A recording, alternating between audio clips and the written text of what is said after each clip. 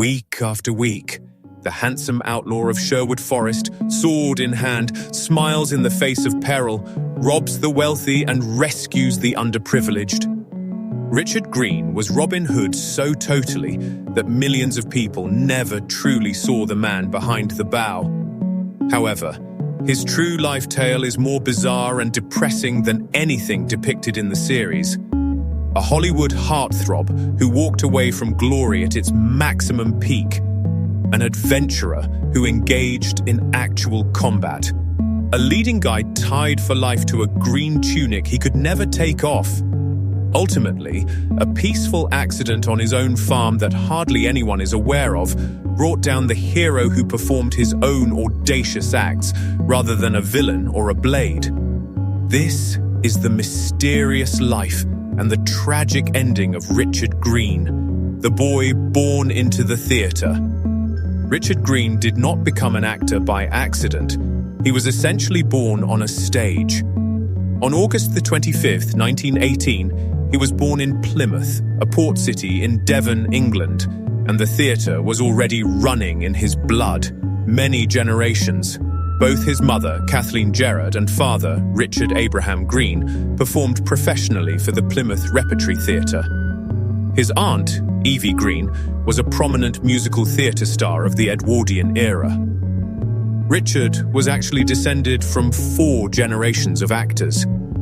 He didn't pursue his dream of performing. The air he inhaled from birth was the family business. Here is a brief but intriguing myth to clear up, because you will see it repeated in a number of places. For years, it was reported that Richard's grandpa was William Freeze Greene, one of the persons frequently acknowledged as a pioneer of film itself. It is a beautiful narrative. The Robin Hood star derived from the inventor of the cinema, but it is not real. Careful genealogical study, including work by the British Film Institute, eventually disproved it.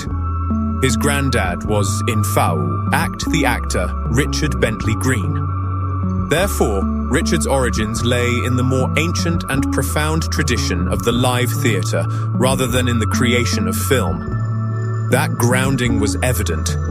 Raised as a Roman Catholic with Irish and Scottish blood, young Richard reputedly made his stage debut as a teenager, playing the most menial job in theatre, carrying a spear in a Julius Caesar show. However, he did not remain a spear carrier for very long, because Snorts, Richard Greene, had the face that Hollywood desired, something that the world and the camera were about to fall head over heels for. Richard Greene had developed into an exceptionally attractive young man by his late teens and early 20s, and in the 1930s, having good looks like his was highly desirable. He worked in the theatre and rapidly acquired a reputation, but it was his face, that matinee idol bone structure, that altered everything. Not just any scouts, but talent scouts came knocking.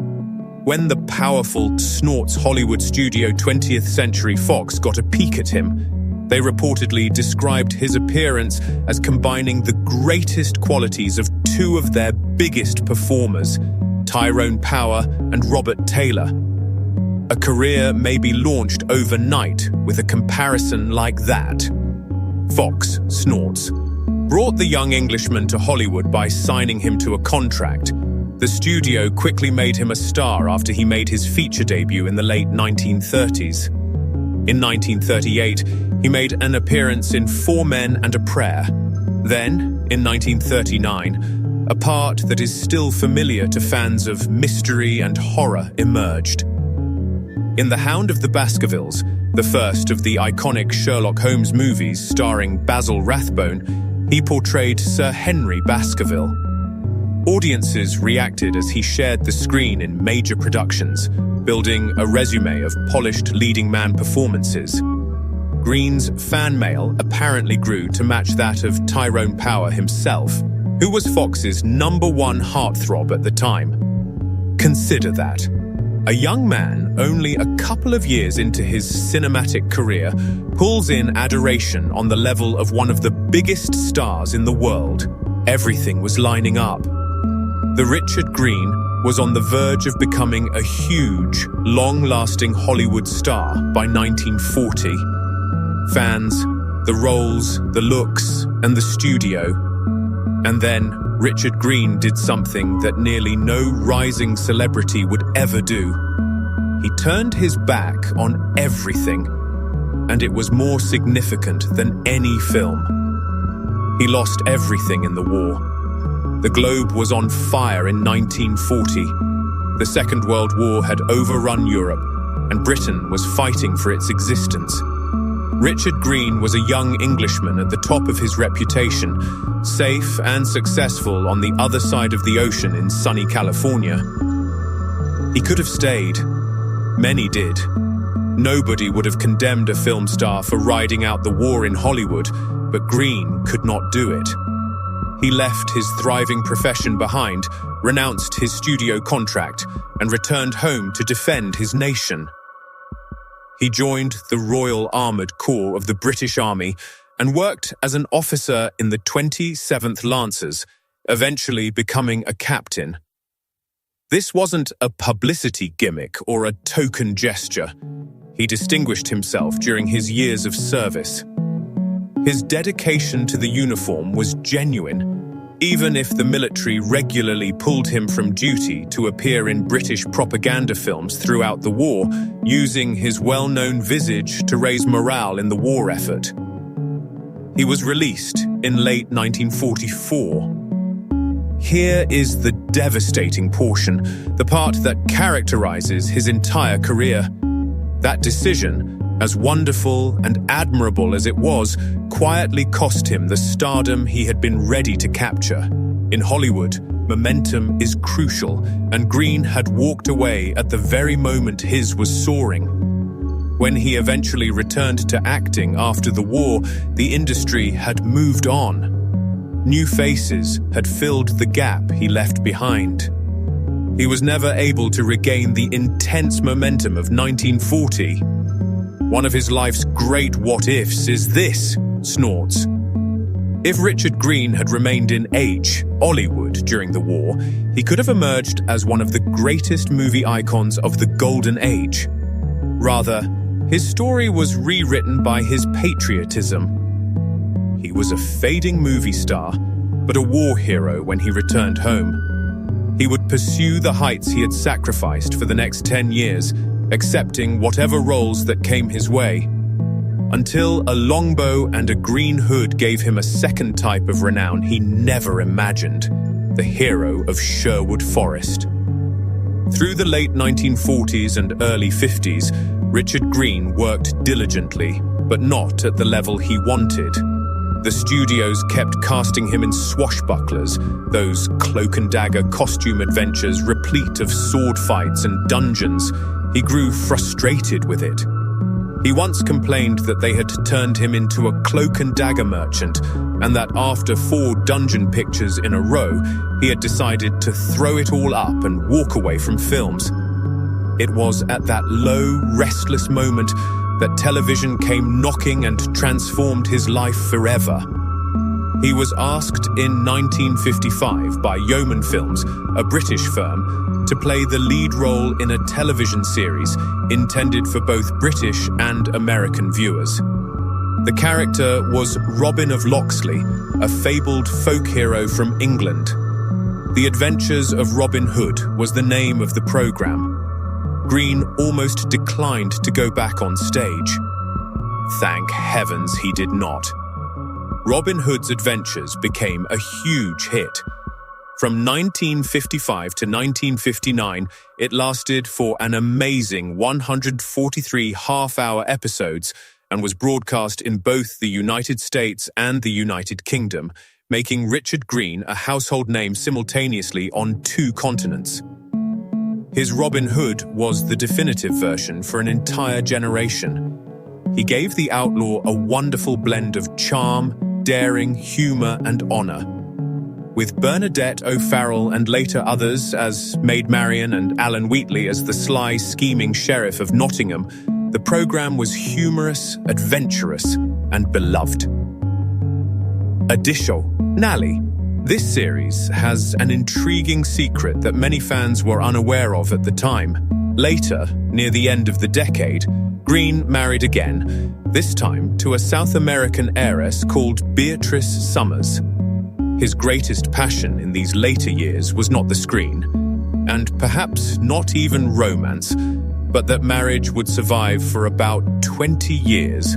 Horses were involved, snorts. Richard Greene had a sincere, lifelong passion for horse racing and horse breeding. He showered the land with his Robin Hood wealth.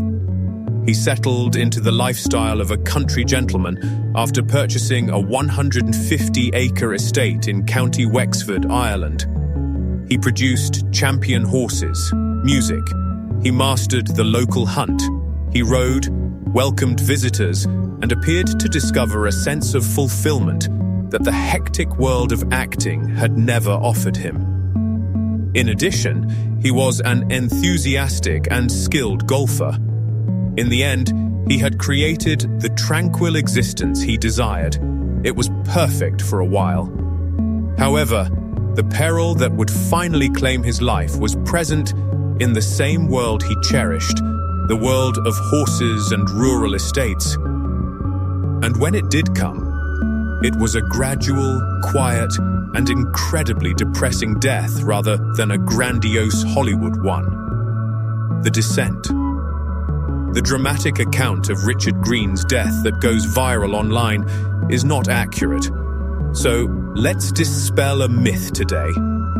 He did not collapse abruptly on a stage in front of scared fellow actors during a practice. The truth is quieter and in many ways more poignant.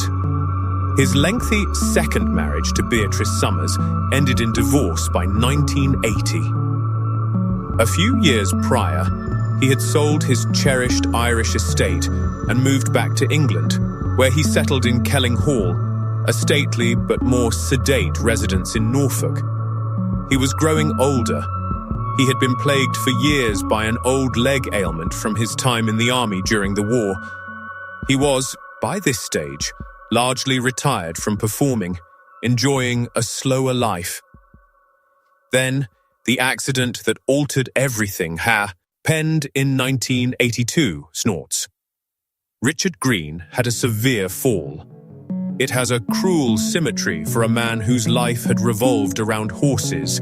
In a straightforward, everyday fall, the handsome movie hero who had leaped across the screen and swung swords as Robin Hood suffered serious injuries.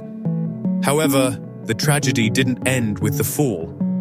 While tending to his wounds, medical professionals discovered something even more terrifying. Richard Greene suffered from a brain tumor. He had brain surgery in the fall of 1982, and he never fully recovered. The dynamic, snorts, athletic, endearing man who had been the epitome of courage on television lived out his last years in deteriorating health, reduced by the surgery and its consequences, a shadow of the daring man the world knew. Patricia, his daughter, subsequently stated that he had never fully recovered from the injuries and its aftermath. Even then, in his frail later years, the affection of his admirers never wavered. She remembered, snorts, that up until the very end, he had a sizable fan club and continued to get letters requesting signed photos. The hero of Sherwood Forest was never forgotten, even as his body failed him. Richard Greene passed away from cardiac arrest at his Norfolk, England home, Kelling Hall, on June 1st, 1985. He was 66 years old. His heart, weakened by years of decline following his fall and his brain surgery, ultimately gave out. There was snorts. No huge, dramatic final scene. No collapse before a gasping crowd. Simply a quiet death at home after years of deteriorating health for a man who had once been one of the most dynamic and adored faces in all of entertainment. He was survived by his daughter, Patricia, who herself carried on the family's deep theatrical legacy. His death was met with genuine, broad grief. People from all across the world sent tributes. In addition to being a gifted actor, he was still as regarded as a gentleman of the old school who was kind and kind.